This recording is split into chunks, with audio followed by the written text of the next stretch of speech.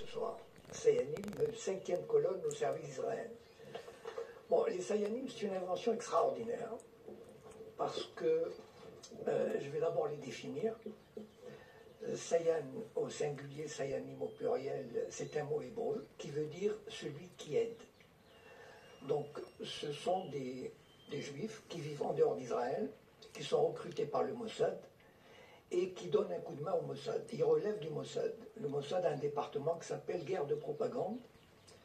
Et ces Sayanim sont à peu près 50 000 dans le monde, 3 à 4 000 en France, 3 000 à Londres, 10 à 15 000 aux États-Unis, spécialement regroupés à New York pour la finance et à Los Angeles pour les médias, la télévision, etc. Ils sont recrutés comment? C'est très facile.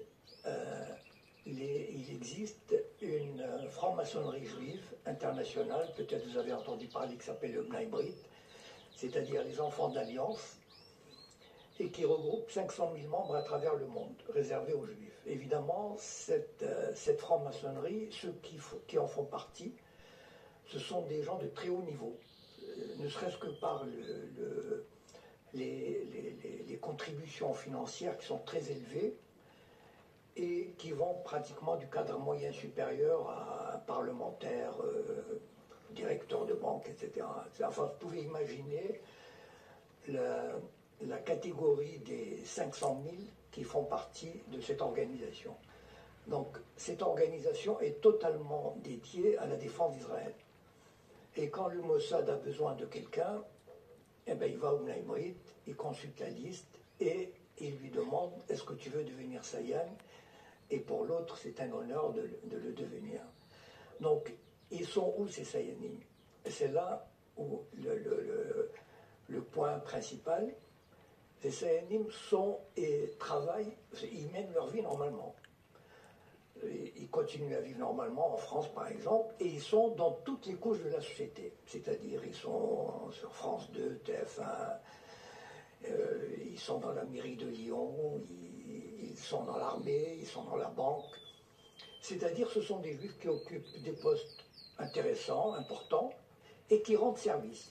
Par exemple, ils informent le Mossad, s'ils sont dans une banque, ils informent le Mossad des mouvements des banques, par exemple, des mouvements de fonds qui touchent des personnes susceptibles de les intéresser, par exemple des Arabes, du Golfe, ou des terroristes, ou enfin, toutes sortes de monde. Ou bien, par exemple, ils sont dans, à Air France, par exemple. Tout à l'heure, nous a dit qu'il y avait une liste noire. J'ai tout de suite pensé, tiens, vous savez, le CRIF, il ne peut pas tout faire.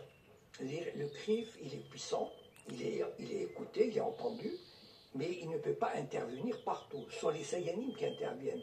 Les gens ne savent pas qu'il y a des Sayanim, en fait. C'est ça le truc, c'est que on a l'impression que ça vient de l'intérieur. C'est-à-dire, on dit, ah, Air France a établi une liste noire. Mais attendez, mais un Français normal, pourquoi il ferait une liste noire? Il ne ferait pas une liste noire.